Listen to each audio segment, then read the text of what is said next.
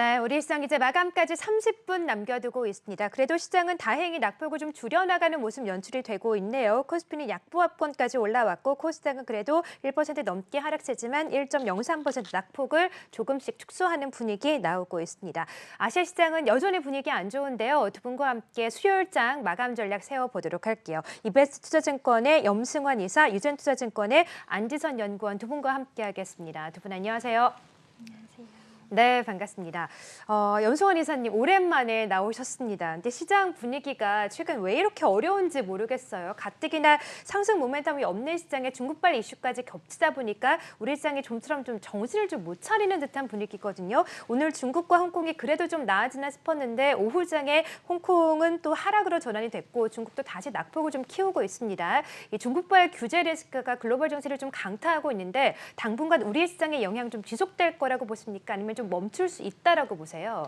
당분간 조금 영향을 준다라고는 좀 봐야 될 것 같아요. 그래서 오늘 사실 이제 제가 한마디로는 좀 중국이 건드리지 않는 곳에 기회가 있다라는 이제 좀 얘기를 한번 적어가지고 왔는데 이게 뭐 쉽사리 해결될 문제는 아닌 것 같고요.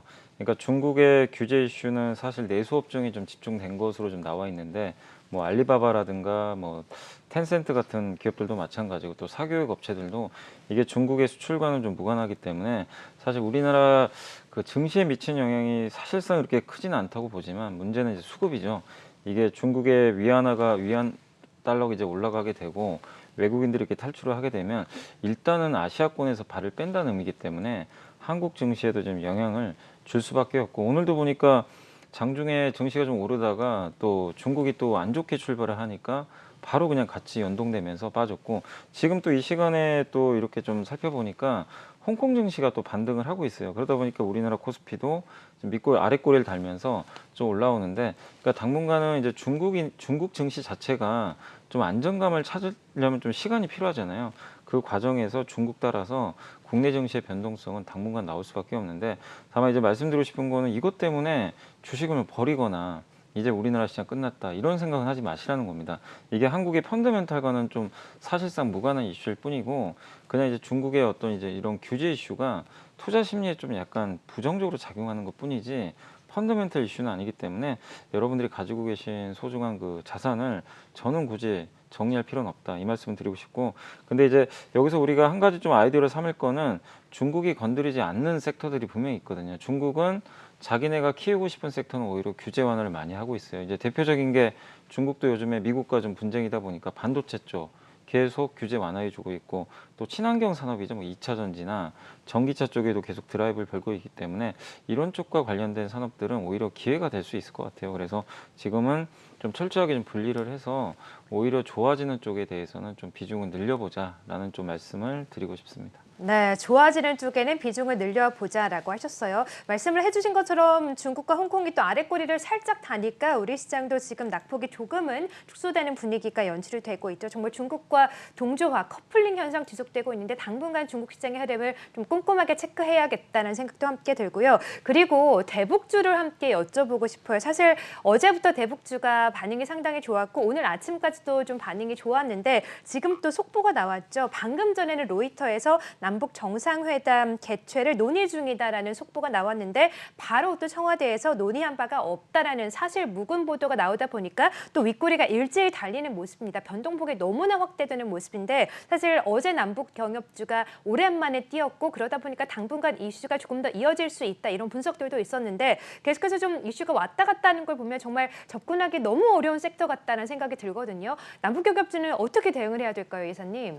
남북경협주가 지금 이제 단기적으로 좀 올랐잖아요. 그래서 네. 지금 구간에서 뭐 매수하라 이렇게까지 뭐 접근할 필요는 없는데 방금도 보면 뭐 로이터에서 뉴스가 나왔다가 또 부인도 하고 막 이런 얘기들이 자꾸 나오는 건 결국 아직은 모르겠어요. 뭐 이게 어느 게 사실인지 우리는 좀 알 수는 없지만 지금 이번에 남북 간의 또 대화 채널을 또 개선하려는 움직임도 나왔고 그러니까 과거에는 그러니까 얼마 전까지만 해도 남북교역에 대해서는 아무도 관심이 없었어요. 뭐 저조차도 마찬가지고 언젠간 하겠지 이 생각만 하고 있었는데 뭔가 지금 물꼬는 터지고 있거든요. 그러니까 이게 남북 정상회담까지 가면 좋지만 안 된다 하더라도 굳이 실망할 이유는 없다고 봅니다. 뭔가 이제 액션들이 서로 나오고 있거든요. 여기에 나중에 미국이 또 끼어들지 모르겠지만 일단 남과북이 그동안 좀 냉랭했던 분위기가 뭔가 지금 약간 바뀌어가는 분위기들이 조금씩은 나오고 있기 때문에 주가는 저는 좀 당분간은 괜찮을 가능성이 높다고 생각합니다. 그래서 추격 매수는 좀 안 되겠지만 또 혹시 조정이 나온다면은 남북경협주에 대해서는 한번 저는 좀 접근해 볼 필요는 있다. 왜냐? 아무도 그동안 관심이 없었기 때문에. 그리고 증시가 이렇게 또 이렇게 좀 불안하게 움직일 때는 이런 이제 남북 경협 같은 또 새로운 이슈가 생길 때 움직일 수 있는 또 업종이라고 좀 보고 있거든요. 그래서 조정이 나올 때 한번 대응해 보시고, 그 다음에 보유를 하고 계신 분들 입장에서는 너무 이렇게 부실한 기업들 말고요. 우리가 흔히 하는 돈 잘 버는 그런 그 남북 경협주도 같은 경우는 한번 좀 들고 가보는 전략도 저는 좀 필요하다라고 말씀을 좀 드리고 싶습니다. 네, 물론 이슈의 변동폭에 따라서 주가의 변동폭도 확대되고 있긴 하지만 워낙에 소외됐던 섹터이기도 하고 어쨌든 관계 개선 기대감은 가져갈 수 있기 때문에 조정 시 매수 전략은 유효하다. 하지만 추격 매수는 조금 금지해보자라는 전략까지 제시를 주셨어요. 자, 그리고 앞서서 염승환 이사께서 언급해 주셨다시피 최근 수급 불안이 계속해서 이어지고 있죠. 외국인의 매도가 계속 이어지고 있는데 이 중국 시장의 불안감이 가중되다 보니까 중국 시장에 대한 신뢰도가 흔들리고 그러다 보니까 중국을 비롯한 아시아, 우리나라까지 신국 시장에서 외국인들이 자금을 빼고 있다 이런 분석들이 좀 나오고 있거든요. 최근에 이어지고 있는 수급 불안 이유 어디에 좀 있다고 보시는지 안치선 연구원은 어떻게 좀 파악을 하고 계세요? 네, 저도 지난주에 이어서 중국 규제 이슈로 중국을 비롯해 EM향 외국인 수급이 대규모로 빠지고 있습니다. 이제 코스피가 그렇기 때문에 하락하고 있는 모습이 지속되고 있는데 이제 오늘까지 코스피는 7월 동안 월간 약 2% 하락하면서 연초 이후 월간 단위로는 최초 하락세를 보이고 있는데 7월간 개인은 6조 원을 순매수했지만 기관이 2.6조 원 순매도했고 외국인은 3.4조 원 정도 순매도했습니다. 외국인이 지난주간 1조 원 정도를 순매도하면서 좀 순매도 강도를 키우는 그런 과정에 있다고 보시면 되는데 중국 규제 대상이 사교육에 한정되었지만 투매 현상은 중국 기술주 전반적으로 퍼지면서 성장 산업들 위주로 초강력 규제가 국내 증시에도 영향을 끼치는 모습이었습니다. 7월간 외국인이 순매수했던 업종을 중심으로 업종 지수 상승세도 조금 이어졌는데요. 외국인이 7월간 1,000억 이상 순매수했던 업종은 화학, 철강, 증권, IT 하드웨어, IT 가전, 통신 서비스 업종이었습니다. 그중에서도 IT 업종은 특히 7월 동안 외국인이 1조 원 정도를 순매수한 것을 확인할 수 있었는데요. 증시 전반적으로 8월 초까지는 조금 부진한 흐름을 보일 가능성이 높다고 판단하고 있습니다. 델타 변이 바이러스에 의한 경기 충격은 조금 미미한 수준이지만 대형 IPO 주식인 카카오뱅크랑 크래프톤이 8월 6일이랑 8월 10일에 각각 상장 예정입니다. 그래서 두 종목을 합치면은 공모가 상단을 가정을 했을 때 약 45조 원 정도에 달하는 규모이기 때문에 증시에는 전반적으로 수급 충격이 있을 수밖에 없습니다. 8월 초가 지나서 증시가 다시금 랠리를 보일 수 있을 것으로 판단하고 있습니다. 네, 그렇군요. 최근에 중국발 이슈 여기다가 대형 IPO 이벤트까지 있다 보니까 수급 불안이 가중되고 있는데 이런 이벤트들이 모두 지난 이후에 8월 초가 좀 지나면 어느 정도 안정화를 찾을 수 있을 것이다. 그나마 외국인의 매수가 들어오는 철강이라든가 화학, IT 하드웨어 쪽은 좀 긍정적으로 볼만하다라고 또 수급에 대한 이슈까지 점검을 해주셨어요. 자, 그래도 시장은 조금씩 낙폭을 축소하고 있는 분위기인데요. 이런 약세장 속에서도 그나마 오늘 선전하고 있는 게 바로 은행주라고 할 수가 있을 것 같아요. 은행과 함께 손해보험사들의 상승세가 좀 눈에 띄는데 그렇게 급하게 많이 상승하는 건 아닙니다만 그래도 시장 대비 선전하고 있죠. 사실 그동안 정말 못 올랐어요. 카카오뱅크 이슈가 있기도 했고 워낙에 좀 매력도는 높았지만 저평가 메리트가 계속해서 좀 이어지고 있었는데 이제 좀 제 가격을 좀 찾는 것인지 은행주에 대한 매력도는 여전히 좀 있다고 보실까요? 이사님? 네, 저는 뭐 금융주를 다 좋게 보고 어우, 있어요. 그래요? 왜냐면 예. 이제 첫 번째로 당연히 숫자가 다 잘 찍히고 있습니다. 근데 굉장히 그러니까 우리가 요즘에 흔히 뭐 스토리 주식들이 또 잘 가기도 하지만 중요한 건 실적인데 2분기 실적 시즌이다 보니까 숫자만큼은 뭐 어느 업종에 뒤지지 않는 게 또 은행 업종이고 거기다가 배당도 많이 주잖아요. 고배당 관련주기도 한데 사실 뭐 신한지주가 분기 배당 그 얘기가 좀 솔솔 나오곤 있는데 정부가 뭐 제동을 걸었다라는 그런 뉴스도 있다고 하더라고요. 근데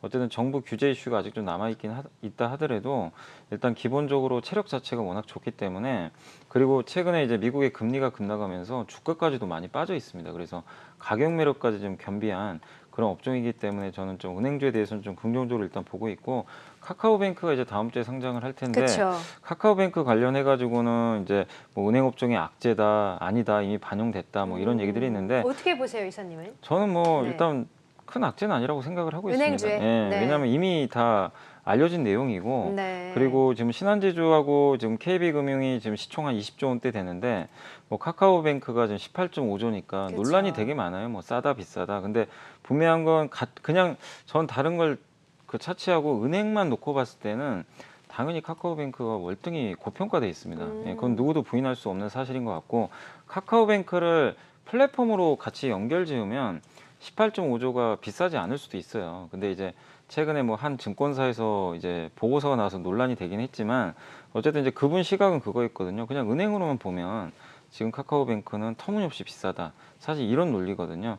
근데 그 의견이 저는 뭐 잘못됐다고 생각은 안 합니다. 은행만 놓고 봤을 때는 당연히 맞을 수도 있어요. 근데 이제 여기에 카카오뱅크를 많은 분들이 은행으로만 또 생각은 안 하거든요. 뒤에 플랫폼이 있기 때문에 그 가치까지 더하면은 충분히 또 공모가 이상으로 시세가 나올 수도 있기 때문에. 근데 은행만 놓고 봤을 때 신한지주가 낫냐 아니면 뭐 카카오뱅크가 낫냐, 네. 이건 또 사용하시는 분들의 문제인 것 같아요. 예. 그래서 이거는 네. 각자 한번 좀 고민을 해보시면 좀 좋을 것 같고. 이사님 개인적인 의견은 뭐가 낫다라고 보세요? 굳이 좀 매수를 한다면 네, 둘 중에. 아니, 저는 예. 은행주 삽니다. 그래요? 저라면. 전통적인 은행주. 저 카카오뱅크도 저 써요. 네네. 쓰는데 저는 당연히 카카오뱅크를 플랫폼하고 같이 봐요. 네. 그렇기 때문에 이 18.5조가 저는 개인적으로 비싸다고 생각은 안 하는데, 단지 이제 오늘은 제가 은행 얘기를 하고 있으니까 네. 은행만 놓고 봤을 때는 당연히 신한지주가 훨씬 싼 거거든요. 어떻게 보면 그렇군요. 가치가. 그래서 지금은 좀 은행주에 대해서는 너무 카카오뱅크 이슈에 함몰되지 마시고 은행주 본원의 가치를 보시고, 어차피 금융주 얘기했으니까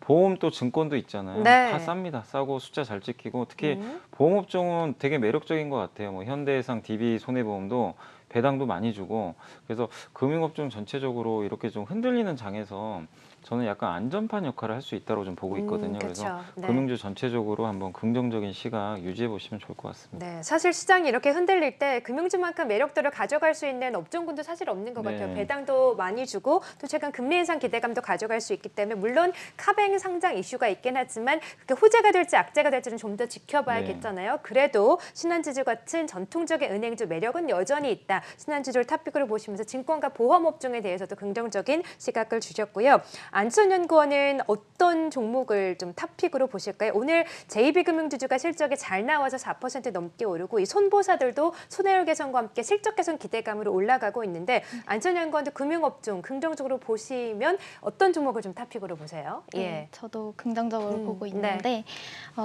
저는 항상 이제 연초부터 은행주는 금리 상승과 같이 가기 때문에 실적 개선이 이루어질 거라고 예상을 했고, 그렇기 때문에 좀 은행주들에 대한 관심은 지속적으로 연간 단위로 좀 필요하다 이렇게 판단을 하고 말씀을 드렸던 적이 있는데, 탑픽으로는 BNK나 DGB 금융지주와 같은 그런 좀 그런 지방주은행, 네, 지방 지방은행 금융지주를 쪽으로, 긍정적으로 보시는군요. 긍정적으로 보고 있습니다. 네, 자 BNK 금융지도 DGB 금융지주 같이 오늘 또 JB도 실적이 잘 나오면서 지방 금융지주에 대한 매력도가 한층 올라갔는데 이들 종목들을 좀 긍정적으로 보자라고 하셨어요. 자, 그리고 최근 반도체 좀 어떻게 하오릅니까? 반도체 너무나 우려감이 커지고 있습니다. SK하이닉스도 실적이 잘 나왔지만 주가는 계속해서 내림세 걷고 있고요. 디램 업황에 대한 회복이 조금 더 지연될 수 있다 우려감으로 반도체 업황 계속해서 좀 하락세 걷고 있거든요. 오늘도 SK하이닉스 1%가 넘게 2% 가까이 급락하고 있는데 도대체 반도체 업황 언제 살아나고 대형주가 다시 갈 수 있는 시장은 언제쯤 올 수 있을까요, 회사님? 그러니까 오늘 예. 사실 삼성전자가 안 빠지잖아요. 네, 오늘은. 네, 근데 안 하이닉스만 빠지죠. 혼자 네. 좀 많이 빠지는 이유는 메모리에 대한 이제 부담 때문이니까, 순수 메모리 업체다 보니까. 근데 어제 실적 발표했고 이제 내용을 확인해 보니까 하이닉스 IR에서는 되게 긍정적인 톤이 많이 나왔어요. 근데 시장이 그걸 못 믿는 것 같아요. 제가 느끼기에는 그 증권사 보고서들을 한번 체크를 해보니까 시장에서는 아직 믿질 못하겠다. 또 공급도 늘어날 것 같고 특히 올해 4분기까지 뭐 실적 좋은 건 아무도 의견이 없습니다. 공통점이에요. 근데 그건 다 알겠는데 내년에 대한 시각차가 너무 커요. 그러니까 어떤 좀 긍정적인 톤으로 보시는 분들은 네. 내년도는 오히려 실적 더 좋다. 내년도 걱정할 필요 없다. 이런 시각도 있는데 또 부정적으로 보신 분들은 사실 그 얼마 전에도 그 대만의 디램 익스체인지 이제 그 가격 그 평가해 주는 곳에서 내년도 반도체 좀 가격 하락을 좀 예고를 했던 걸 제가 봤거든요. 네. 근데 그런 걸 이제 기반으로 해가지고 내년도는 좀 약간 꺾이지 않을까 이런 또 시각도 있어요. 그런 쪽은 목표 주가를 대폭 낮춰버렸어요. 또 그러니까 서로 이제 충돌을 하는데 근데 어쨌든 오늘은 그 매도세가 이겨버린 거죠. 왜냐하면 또 최근에 중국 이슈도 있고 대만 기업들도 좀 최근에 주가들이 안 좋고 이러다 보니까 결국 하이닉스가 좀 매도 쪽에 좀 승리하면서 오늘 좀 밀리는 모습들인데 네. 투자자분들한테 말씀드리고 싶은 거는 그러니까 이거는 누구도 정답을 제시할 수 없어요. 왜냐하면 그 연구를 많이 하시는 애널리스트들조차도 편이 갈려가지고 서로 의견들이 다 달라요. 그쵸. 그러면 헷갈리는데 그럼 결국 방법은 그 투자자 스스로가 한번 생각을 해보세요. 그러니까 내년도 하이닉스에 대한 어떤 전망을 할 때 저도 개인적으로는 올해보다 좀 떨어질 가능성도 있다고 생각은 하고 있어요. 보수적으로 본다면. 근데 제 개인적으로는 저는 반영 지금 하고 있다고 생각을 하고 있거든요. 네. 내년도 실적에 대해서. 예. 그렇다고 반도체 가격이 엄청나게 과거처럼 오른 상태에서 꺾인 것도 아니고 아직도 반도체 업황 자체는 지금 나쁘지 않거든요. 근데 내년이 안 좋을 거라는 이제 막연한 그 부분 때문에 계속 지금 두들겨 맞고 있어요. 근데 지금 이미 충분히 빠졌기 때문에 만약에 저라면은 그냥 보유를 할 것는 같아요. 네. 다만 반등을 하려면 내년에 대한 불확실성이 그 없어지는 뭔가 시그널이 한두 개 정도는 나와줘야 될 것 같아요. 그거는 가을 정도 돼야 좀 확인이 될 것 같거든요. 네. 적어도 내년도에 대한 전망은 올해 10월, 11월 정도 되면 좀 더 명확하게 나올 것 같은데 그럼 그때까지는 주가가 급락한다기보다는 그냥 박스권 그릴 것 같아요. 그래서 이걸 결정을 하셔야 됩니다. 이런 불확실성이 싫으신 분들은 정리를 하시고 나오시고, 예. 차라리 삼성전자로 교체하는 게 나을 수도 있고 왜냐하면 예. 삼성전자는 되게 다변화돼 있잖아요. 포트가. 그래서 오늘도 안 빠진 거예요. 근데 하이닉스 그냥 메모리 하나니까 불확실성이 노출되거든요. 그러니까 이거를 한번 고민해 보세요. 계속 보유를 하실 건지 아니면 좀 불확실하다면 차라리 삼성전자 쪽으로 좀 대안주로 교체하는 것도 하나의 좀 방법이 아닐까. 이거는 사실 뭐 저도 좀 정답을 드리긴 좀 굉장히 어려운 문제인 것 같습니다. 네, SK하이닉스보다는 그러니까 차라리 좀 삼성전자 쪽을 좀 보는 게 낫다라고 하셨는데 최근에 네. 인텔에서 실적을 발표하면서 또 파운드리 진출을 또 선전포고하지 않았습니까? 네. 삼성전자에는 또 악재가 될 수 있을 텐데 이 점도 괜찮다라고 보실까요? 저는 예. 그러니까 삼성전자도 지금 이제 메모리 쪽은 좀 불확실한 면이 있잖아요. 네. 그래서 이제 부진했던 거고 이미 지금 주가가 7개월 동안 이렇게 빠지고 있거든요. 충분히 반영이 됐고 다만 삼성전자가 파운드리 쪽에서 기대감도 있지만 불확실성도 분명히 있습니다. 인텔의 추격이라든가. 근데 인텔은 2024년인가 5년에 2나노 공정을 하겠다고 발표를 했어요. 근데 지금 7나노도 못해서 획획되고 있는데 지금 3년 안에 이걸 한다는 게 좀 이게 네. 가능한 일인지 저는 좀 의문부호가 들긴 하고 인텔을 무시하는 게 아니라 이게 2나노까지 가기가 되게 어렵거든요. 지금 TSMC도 5나노, 3나노 공정에서 100% 수율이 안 나옵니다. 불량품이 많이 나와요. 그 정도로 어려운데 인텔의 그 선언만으로 그 삼성전자의 위협이 된다. 저는 그렇게 보지 않고 있고 그 삼성전자의 또 모멘텀 중에 하나가 저는 M&A에 있다고 봅니다. 왜냐하면 1분기 실적 발표에서 분명히 약속을 했거든요. 충분히 돈이 있기 때문에 M&A를 네. 추진하겠다고.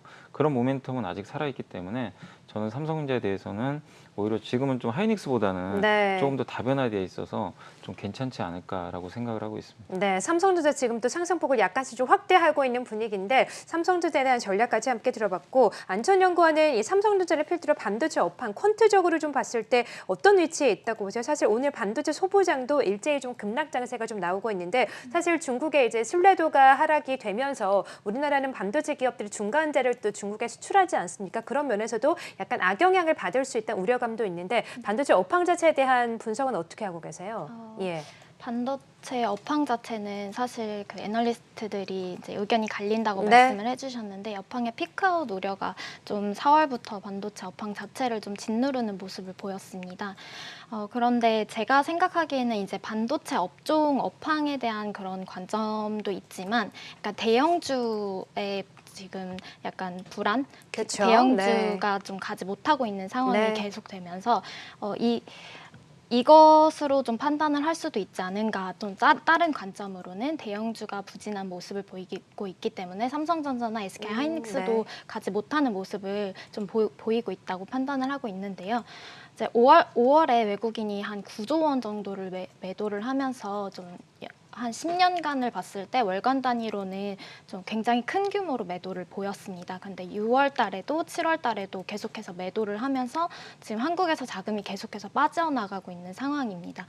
그 기관도 마찬가지로 순매도세를 지속하면서 매도 우위를 보이고 있기 때문에 기관이나 외국인 같은 경우에는 좀 대형주 위주로 들어오거나 대형주 위주로 파는 그런 바스켓 매도를 많이 보이고 있어서 대형주 관점에서 지금 많이 가지 못하고 있어서 삼성전자나 SK하이닉스가 못 가는 거 아닌가 이렇게 판단을 하고 있고 어떤 수급적으로 좀 개선세가 있을 때 반도체 업황도 조금 더 개선이 되지 않을까 이렇게 판단을 하고 있습니다. 네, 그렇습니다. 반도체 업황에 대해서는 여러 가지 이견이 좀 존재하는데 그런 이견이 존재한다는 게 불확실하기 때문 아니겠습니까? 네. 그런 면에서 봤을 때 조금 더 시간을 두고 지켜볼 필요가 있고 수급이 좀 개선되면 나아지지 않을까. 반도체의 필두로 대형주에 대한 전망까지 언급해 주셨고 자 그리고 오늘 이런 시장 속에서 상한가를 간 기업이 있죠. 바로 맥스트입니다. 어제 상장했고 어제 따상 기록했고 오늘 또 상한가 따상상을 기록을 했어요. 지금 저희가 이제 투표를 진행 중인데 내일 또 상한가를 갈 수 있을까에 대한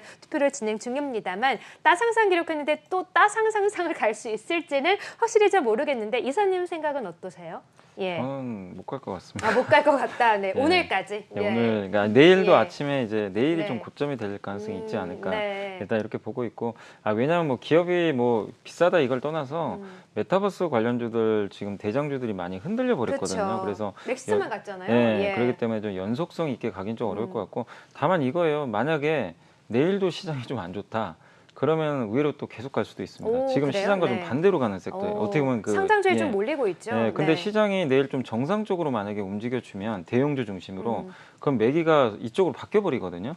그러면은 맥스트에서 오히려 그 물량이 빠져나올 수도 있기 때문에 네. 저는 좀 혹시 주주분들은 삼성전자 주가 움직임을 좀 잘 보시면서 네. 대응하는 것도 그러니까 전자가 오르면 좀 오히려 안 좋을 수 있다. 음. 저는 좀 그렇게 생각을 합니다. 네, 내일은 좀 상이 풀릴 수도 있다. 메타버스 관련된 종목들 흐름을 좀 보자라고 하셨고 안지선 연구원은 어떻게 보셔요? 사실 이런 종목과 함께 메타버스 종목들은 매력도 여전히 있다라고 보십니까? 예. 메타버스 종목들은 조금 너무 고점을 그래요? 기록하지 않았나 이렇게 네, 단기 판단을 급등했다. 네. 예. 지금 저는 계속해서 5월부터 낙폭과대주 전략을 말씀을 드리고 있고 네. 그러니까 지금 그 전략의 유효성을 판단을 해보아도 계속해서 좋은 그런 수익률을 보이고 있기 때문에 낙폭과대주 관점에서는 메타버스 관련주들은 너무 고점에 있다라고 판단을 하고 있고 맥스트 같은 경우에도 내일은 상이 풀린다 쪽으로 저는 판단을 하고 있습니다. 네, 그렇군요. 지금 또 시청자 투표 진행 중인데 내일은 상한가가 좀 풀릴 수 있다에 많은 분들이 의견을 제시하고 계신데요. 염승환 이사님과 함께 또 염지선 연구원께서도 내일은 상이 풀릴 수 있다에 또 투표를 주셨습니다. 갖고 계신 분들이라거나 지금 또 공모를 받으신 분들 전략을 잘 짜셔야겠다는 생각 함께 들고요. 자, 최근 지난주부터 탄소 배출권 이슈가 나오면서 친환경 종목들이 꿈틀꿈틀대고 있는데 시장 분위기가 워낙 안 좋아서 그런지 친환경 종목들이 좀처럼 힘을 못 쓰고 있어요. 최근에 풍력 관련주 그래도 관심을 가져보자라는 분석 많이 나오던데 풍력 관련주 오늘은 좀 분위기 그렇게 좋진 않습니다만 관심 좀 가져봐야 될까요? 그러니까 예. 우리 뭐 신재생 에너지 하면 뭐 태양광 풍력, 그쵸. 수소 이런 네. 얘기가 나오는데 계속 관심을 가지셔야 되고 2차 전지만 갈 수는 없고요. 특히 이제 정부에서도 아마 4분기에 수소 뭐 대책도 나올 것 같고 또 풍력과 관련해서는 해상 풍력 시장이 커지고 있기 때문에 굉장히 긍정적인데 작년에 너무 좋았어요. 그러다 보니까 맞아요. 올해 좀 쉬어가는 분위기지만 예. 유럽이 이미 시작을 했고 이거는 모두가 다 가는 방향입니다. 그래서 풍력주에 대해서는 내가 어느 기업을 살 거냐 그 기업 분석만 잘 하셔서 네. 조정 받을 때 잘 올라타시는 전략이 좀 필요할 것 같습니다. 네, 항상 또 염승환 이사께서는 조정받을 때 가져가는 전략 주셨는데 짤막하게 종목 하나만 언급 살짝 될까요? 저는 그 예. CS 베어링. CS 예, 베어링? 괜찮아요. 네, 알겠습니다. 요즘에 도쿄올림픽 기간이지 않습니까? 이 스포츠는 항상 끝날 때까지 끝난 게 아니듯이 우리 코스피도 그랬던 것 같아요. 오늘 계속해서 약세를 전환된 모습 나왔지만 막판에 상승 전환을 하면서 강보합권 코스닥은 그래도 낙폭을 조금 줄인 가운데 1% 넘게 약세로 마감을 지었습니다. 삼성전자가 또 상승폭을 확대하면서 마무리가 된 게 또 특징적인 하루였던 것 같습니다. 자, 그러면 목요일장 내일은 어떤 전략이 이어할지 두 분의 키포인트 함께 보도록 할게요. 네, 염승환 이사님께서는 역시나 FOMC 회의 결과 그리고 삼성전자, LG화학의 실적 발표를 키포인트로 주었습니다. 사실 중국 이슈 아니면 이번 주 최대 이슈는 FOMC였는데 네. 약간 중국 때문에 묻힌 것 같긴 한데 그래도 좀 기울여 봐야겠죠. 어떤 네. 전략 이용합니까, 내일은? 아무래도 이제 FOMC에서 어떤 또 발언을 하느냐가 또 중요한 거니까요. 그래서 거기서 또 파웰 의장의 또 발언을 한번 좀 지켜보시고 결국 뭐 내일 그러니까 당장 뭐 테이퍼링 얘기는 안 하겠죠. 뭐 바로 하진 않겠지만 지금 시장의 예상은 8월 말 잭슨홀 미팅이나 9월에 있을 FOMC에서 한번 논의가 되지 않을까 이 얘기들을 네. 좀 계속 하고 있는데 근데 그 사전 전초적 성격으로 내일 FOMC에서 어떤 또 코멘트가 나올 수 있으니까 한번 지켜보시고 근데 앵커님 말씀처럼 좀 기문 많이 센 것 같아요 진짜 그쵸. 확실히 네. 네, 또 중국이- 델타 변이 때문에 네. 약간 이 테이퍼링이 좀 미뤄질 수 있다 이런 맞아요. 이슈도 예, 있죠. 그런 예. 이슈도 좀 있기 때문에 그래서 FOMC 조금 중요도가 좀 낮아졌지만 그래도 네. 내일 파월의 입을 한번 주목해 보시고 그 후에 또 미국 증시 반응도 중요한 거니까 아, 한번 그쵸. 체크를 해보시고 그다음 역시 내일 실적 발표가 있는데 삼성전자 이미 발표는 했지만 확정 실적인데 중요한 건 실적이 아니고 앞으로 전망을 하겠죠. 맞아요. 반도체 업종 거기다가 M&A 이슈라든가 또 인텔의 파운드리 추격 이런 여러 가지 또 오스틴 공장 언제 증설할 거냐 이런 여러 가지 얘기들이 나올 것 같아요. 거기에 대한 답변들이 시장의 기대치 눈높이를 충족을 시켜주느냐가 되게 중요한데 그 부분 한번 체크해 보시고 LG화학도 역시 숫자보다도 숫자는 아마 좀 안 좋게 나올 겁니다. 왜냐하면 4천억 정도 ESS 배터리 화재 그 사고 관련해 가지고 그 리콜 비용이 좀 일부 있는 것 같더라고요. 그래서 그 부분 때 실적은 좀 안 좋겠지만 중요한 건 LG 에너지 솔루션 도대체 언제 상장할 거냐 아마 이 얘기들이 많이 내일 또 나올 수가 있으니까 LG화학과 관련한 그런 이제 LG 에너지 솔루션 이 상장 이슈에 대해서 내일 한번 주목을 해보시면 좀 좋을 것 같습니다. 네, FOMC 회의 결과 그리고 삼성전자, LG화학의 실적 발표를 염두에 두자라고 하셨고 안치선 연구원의 키포인트도 함께 보도록 할게요. 네, 자, 안치선 연구원께서도 미국의 2분기 GDP 예비치 발표와 함께 카카오뱅크 또 증거금 환불일을 키포인트로 주었습니다. 역시 수급에 조금 더 비중을 두고 계신 것 같아요. 최근 시장 움직임과 함께 내일은 어떤 전략 이용합니까? 예. 네, 오늘 한국 경제 성장률이 발표되었는데 그쵸. 예상치를 좀 하회한 수준이었습니다. 금액 기준으로는 2분기 연속 코로나19 이전 수준을 넘었는데요. 전분기 성장 속도는 지난 1분기가 1.7% 성장한 것에 대비해서는 0.7% 상승에 그치면서 가파른 회복세에서 둔화된 것을 좀 확인할 수 있었습니다. 내일 미국의 경제 성장률이 발표되는데 백신 접종률이 높은 미국의 경제 성장률이 이제 델타 변이 바이러스에도 견조한 모습을 좀 보인다면 선진국 대비 신흥국 백신 접종률이 어느 정도 이제 높은 국가 대비 백신 접종률이 낮은 국가 이런 식으로 이분화돼서 경기와 증시 민감도에 영향을 끼칠 것으로 지금 판단을 하고 있고요.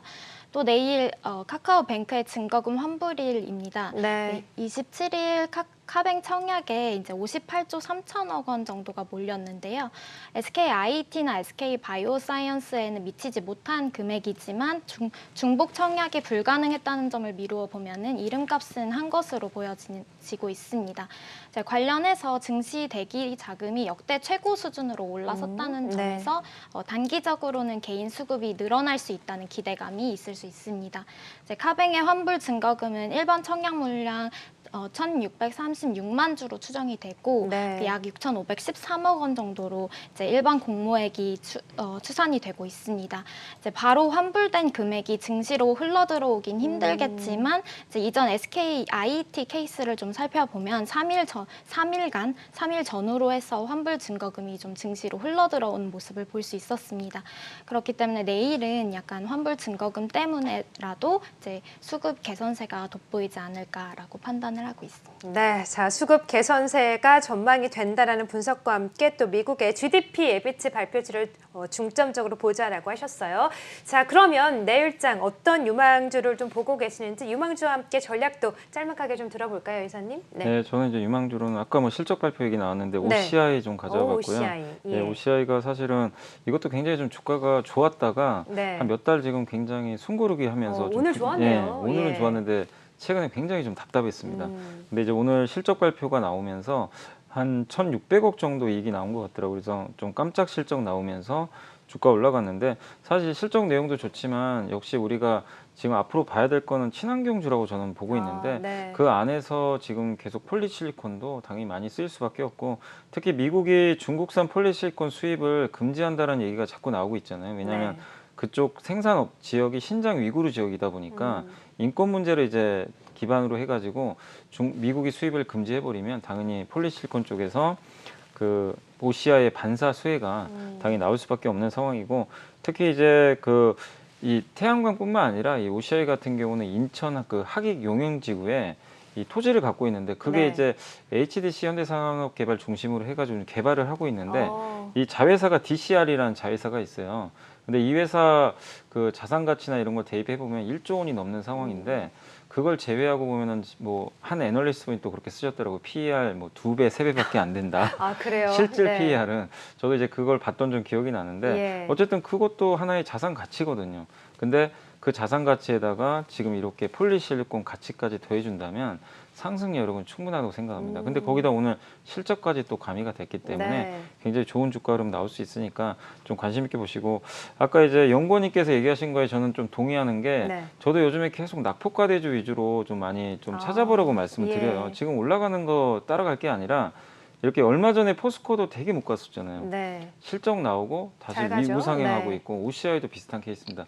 이런 기업들이 앞으로 많이 나올 거예요. 그래서 차트 보시고 너무 올라간 기업들은 좀 배제를 하시고 주가가 바닥을 잘 다지고 있는 기업 중에서 실적 모멘텀 아니면 섹터 쪽으로는 역시 친환경주 또 아니면 이번에 철강 또 건설 경기도 좋아지겠죠. 네. 이런 쪽으로 업종 좀 추리셔가지고 대응하시고 마지막으로 그 고배당주는 저는 어쨌든 미리미리 좀 대비를 해야 된다. 네. 연말 가서 사지 마시고 지금부터 좀 미리 좀 담아놓으시는 전략 필요할 것 같습니다. 네, 정말 최근에 업종별 순환매가 너무 빨라서 올라가는 종목 따라갔다 하는 정말 자칫 네. 물리기 십상이거든요. 그런 면에서 낙폭과대주를 살펴보자. 친환경, 철강, 건설, 고배당주 보면서 OCI를 유망주로 주었습니다. 항상 한 발 앞서서 종목을 소개하시기 때문에 또 친환경 종목들도 관심 있게 보도록 하겠고요. 안천 연구원은 어떤 종목 보십니까? 저는 똑같은 이제 관점에서 네. 낙폭과대주 중에서도 이제 롯데 하이마트를 좀 좋게 보고 네, 있는데요. 소비재 진짜 못 갔잖아요. 네, 예. 좀 많이 떨어지기도 그쵸? 했고요. 네. 한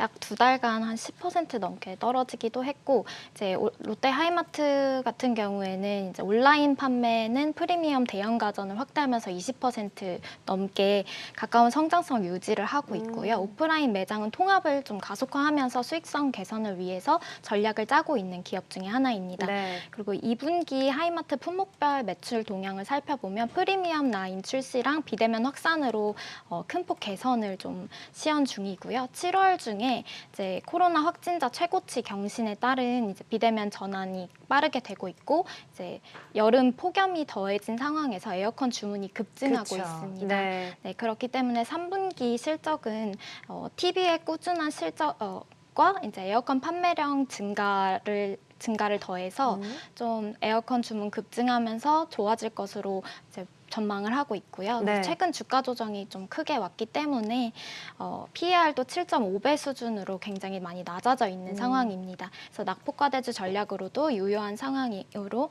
좀 롯데 하이마트 보기를 추천드리고 있습니다. 네, 알겠습니다. 정말 최근에 주가 하락이 좀 두드러졌는데 안 그래도 에어컨 판매가 정말 급증에 급증을 거듭하고 있다고 하죠. 두 분 다 같은 관점으로 낙폭과대주 바라보자라고 하시면서 OCI, 롯데 하이마트 함께 소개해 주셨어요. 자, 수요일장 어려운 장 두 분과 마감 함께 해봤고요. 두 분과는 여기서 인사드릴게요. 고맙습니다. 감사합니다.